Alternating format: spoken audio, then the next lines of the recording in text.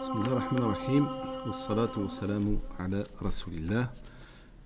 Chers frères, chères sœurs, bienvenue à la mosquée de Trappes pour une traduction en français de la khutbah que l'imam va nous donner dans quelques instants. Le sujet de la khutbah d'aujourd'hui porte sur l'espoir et l'action. Al-amal wal-amal. Certaines personnes commencent à fatiguer parce qu'elles sont restées longtemps confinées chez elles. Le croyant est peiné de voir passer le mois de Ramadan chez lui sans pouvoir se rendre dans les mosquées et se joindre à ses frères pour s'acquitter des prières collectives, de la prière du vendredi ou des prières nocturnes dites de Tarawih. Il est normal que cette situation l'attriste et l'afflige. Celui dont le cœur est attaché aux mosquées, qui a l'habitude de s'y rendre pour les prières collectives ou pour l'invocation et la lecture du Coran, il ne fait aucun doute que celui-là est un homme triste. Néanmoins, le croyant peut trouver une certaine satisfaction et une atténuation de la douleur dans la bienveillance et la miséricorde d'Allah le Très-Haut à l'égard de ses serviteurs. En effet, il n'est pas une porte de bien qui se ferme sans que ne s'ouvrent d'autres portes. Le croyant confiné dans son habitation malgré lui, s'il patiente et attend d'Allah le très miséricordieux sa haute récompense, Allah lui donnera la récompense de celui qui a prié toutes ses prières à la mosquée, qui a assisté à la prière du vendredi, ainsi qu'aux prières du Tarawih. Comment est-ce possible ? Tout simplement parce que cette personne affligée par ces temps, qui avait l'habitude en temps normal de s'acquitter de tout cela à la mosquée, la situation qu'il vit actuellement est proche de l'état du malade qui ne peut accomplir certains rites. Comme l'a rapporté le compagnon Abu Musa al-Ash'ari, radiyallahu anhu, qui dit « Le messager d'Allah, sallallahu alayhi wa sallam, a dit « Si l'homme est malade ou en voyage, Allah lui inscrit une récompense identique à celle qu'il avait lorsqu'il était en bonne santé ou lorsqu'il ne voyageait pas. » C'est un hadith rapporté par al-Bukhari. C'est là une grâce qu'Allah octroie à ses serviteurs croyants.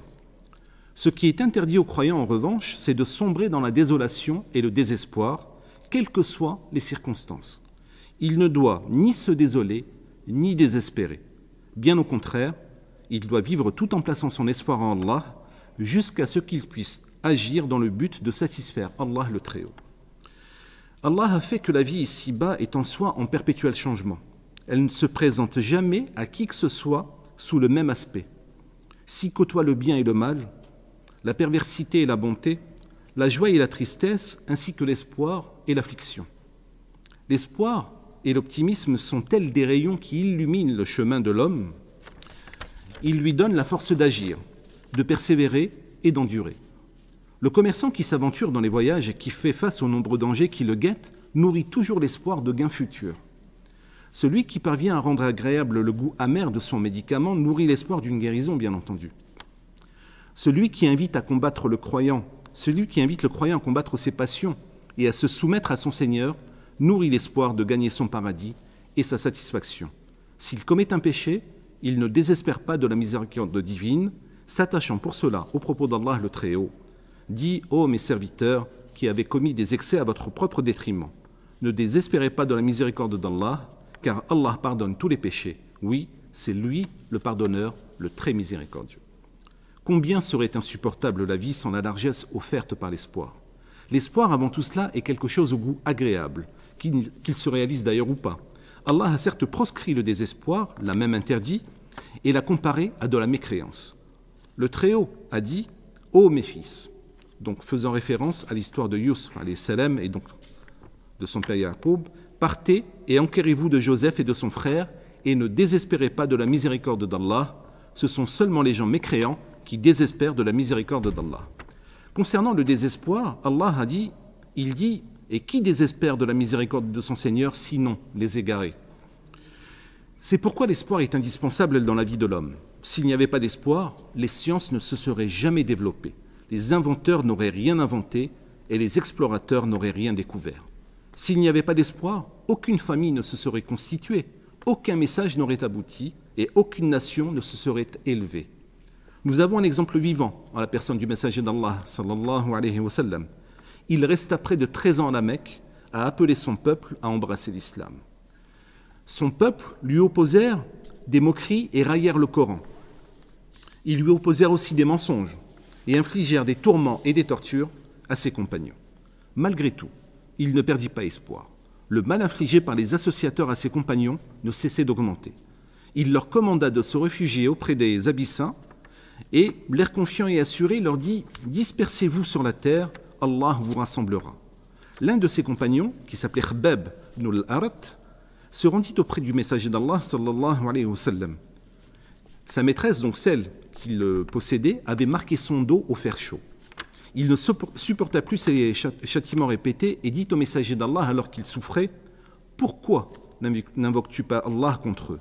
Comme s'il pouvait agir sur le temps qui passe et comme si ce compagnon souhaitait que soit définitivement tranchée la situation entre la foi et l'associationnisme en recourant soit à une invocation du messager d'Allah, soit au fait qu'Allah frappe de son châtiment le peuple impie, comme ce qu'il fit à l'encontre des peuples passés, de Had, des Thamoud et de ceux qui les suivirent. Le prophète, sallallahu alayhi wa sallam, fut fort contrarié par cet empressement. Il lui donna une leçon sur la patience, sur l'espoir d'un lendemain victorieux. Il dit « Les hommes d'avant étaient torturés à l'aide de griffes métalliques introduites entre la chair et les tendons. Ils étaient sciés en deux à l'aide d'une scie sans que cela ne les détourne de leur religion. Je jure par celui qui détient mon âme, qu'Allah permettra que cette mission aille jusqu'à son terme, et ce, jusqu'à ce que l'homme qui voyage de Sanaa au Hadramout, c'est-à-dire donc au Yémen, donc que cet homme voyage de Sanaa jusqu'au Hadramout sans craindre personne hormis Allah, ou à moins qu'il ne craigne que le loup n'attaque ses brebis. Et le prophète termina « Que vous êtes impatient ». Il y a aussi un exemple dans l'exil de la Mecque vers Médine. Le prophète quitta son berceau natal tel celui qui est honni et banni, changeant systématiquement de chemin, marchant sous couvert de la nuit, se cachant le jour et se réfugiant dans la grotte Thawr avec son compagnon Abu Bakr. Les polythéistes le suivirent pas à pas, et leur pisteur concluant « Mohammed n'est pas passé par là, sallallahu alayhi wa sallam. Soit il est monté au ciel d'ici, soit il s'est enfoui sous la terre. » La peur d'Abu Bakr pour le sceau des prophètes augmenta. Il se mit à pleurer et à dire « Si l'un d'entre eux avait regardé sous ses pieds, il nous aurait vus. » Le prophète lui répondit, sallallahu alayhi wa sallam, « Que dis-tu de deux personnes rejointes par un troisième membre qui n'est autre qu'Allah ?» Le résultat de tout cela est ce que le Coran a mentionné. « Si vous ne lui portez pas secours, Allah l'a déjà secouru. Lorsque ceux qui avaient mécru l'avaient banni, deuxième de deux. Quand ils étaient dans la grotte et qu'il disait à son compagnon « Ne t'afflige pas, car Allah est avec nous », Allah fit alors descendre sur lui la sérénité et le soutien de soldats que vous ne voyez pas. Et il abaissa ainsi la parole des mécréants, tandis que la parole d'Allah eut le dessus, et Allah est puissant et sage. Le prophète sallallahu alayhi wa sallam fut rattrapé sur le chemin par Suraq ibn Malik, qui convoitait la récompense de 100 chamelles promise par la tribu des Quraysh, à qui ramènerait Mohammed sallallahu alayhi wa sallam mort ou vif. La monture de ce Suraqa trébucha à plusieurs reprises sur le chemin. Il ne put accomplir son méfait et le prophète sallallahu alayhi wa sallam poursuivit sa route jusqu'à Médine. Vint ensuite la bataille dite d'Al-Ahzab, des coalisés. Les associateurs, issus des plus nobles tribus arabes de la péninsule arabique, créèrent une coalition composée des hypocrites et des gens du livre, originaires de Médine. Ils encerclèrent Médine afin d'en finir avec l'islam et les musulmans et afin de ne plus en laisser un seul vivant. C'est une situation extrême que le Coran a décrit en ces termes: quand ils vous vinrent d'en haut et d'en bas, de toutes parts, et que les regards étaient troublés et les cœurs remontaient aux gorges, c'est-à-dire sous l'effet de la peur, et vous faisiez sur Allah toutes sortes de suppositions. Dans la suite du verset, les croyants furent alors éprouvés et secoués d'une dure secousse. Durant ces terribles moments, alors que faiblit l'espoir et que l'individu ne pense qu'à s'extirper de cette situation et qu'il ne pense qu'à son salut, durant ces moments donc, le prophète sallallahu alayhi wa sallam entreprit avec ses compagnons de creuser un fossé tout autour de Médine afin de contrer les attaques ennemies. Le prophète parlait à ses compagnons le lendemain, donc il leur parlait de lendemain plein d'espoir et d'un futur tant espéré, au cours duquel Allah leur permettrait de conquérir les terres perses de Khosroès, ainsi que les terres de ce que l'on appelait Bilad Sham à l'époque, c'est-à-dire de la Syrie-Palestine et celle du Yémen. Il leur adressait les paroles d'un homme convaincu et apaisé. il ne parvint pas à convaincre les hommes qui étaient frappés d'hypocrisie et qui, en plein désarroi, dirent « Mohammed nous promet les trésors de Khosroès et de César, alors que pas un d'entre nous ne peut aller faire hashakum ses besoins en toute sécurité. » Et c'est ce que rapporte le Coran lorsque Allah nous dit « Et quand les hypocrites et ceux qui ont la maladie, c'est-à-dire le doute, au cœur disaient « Allah et son messager ne nous ont promis que tromperie. » Chers frères croyants, nous avons grandement besoin de nourrir notre foi en Allah sur des bases claires d'une confiance totale en la puissance d'Allah. Lui qui ne peut être vaincu. Allah est le seul créateur qui peut terrasser qui il veut et qui peut nous être utile ou nous causer du tort. Il est le vivant, celui qui ne dort jamais. Est-il normal qu'un musulman observe avec stupéfaction les avions de combat, les énormes vaisseaux de guerre, les missiles destructeurs et que son regard faiblisse à contempler la nuit et le jour, les mers et les rivières, l'eau et le vent, le soleil et la lune, la lumière et l'obscurité, la chaleur et le froid. Qui anime donc tout cela? Le Très-Haut a dit « Allah retient les cieux et la terre pour qu'ils ne s'affaissent pas, et s'ils s'affaissaient, nul autre après lui, ne pourra les retenir. Il est l'indulgent et pardonneur. » Vous avez pu constater vous-même durant ce confinement comment Allah a mis à genoux le monde entier avec le coronavirus. Celui-là même qui a fait prendre conscience aux hommes de leur indigence devant le Créateur qu'il soit exalté. Vous avez pu constater vous-même. Donc, chers frères croyants, les faux espoirs ne changeront rien à la réalité. Il faut donc agir et faire les causes qui s'imposent tout en s'en remettant à Allah le Très-Haut. Nous n'avons pas une obligation de résultat. Le Coran a condamné l'attitude des gens du livre consistant à cultiver de faux espoirs quant au fait de rentrer au paradis sans les causes nécessaires qui y conduisent et sans action ni foi. Le Très-Haut a dit « Et ils ont dit « Nul n'entrera au paradis, hormis juifs ou chrétiens. Voici leur chimère. Dis « Donnez votre preuve si vous êtes véridique. » Dans un autre verset, Allah nous dit « Non, mais quiconque soumet à Allah son être tout en faisant le bien, aura sa rétribution auprès de son Seigneur. Pour eux, nulle crainte et ils ne seront point attristés. » Cela est aussi vrai pour les musulmans. Le fait de parler d'islam ou de s'en réclamer ne sauvera pas les musulmans près d'Allah. Le Très-Haut a dit « Ceci ne dépend ni de vos désirs, ni des désirs des gens du livre.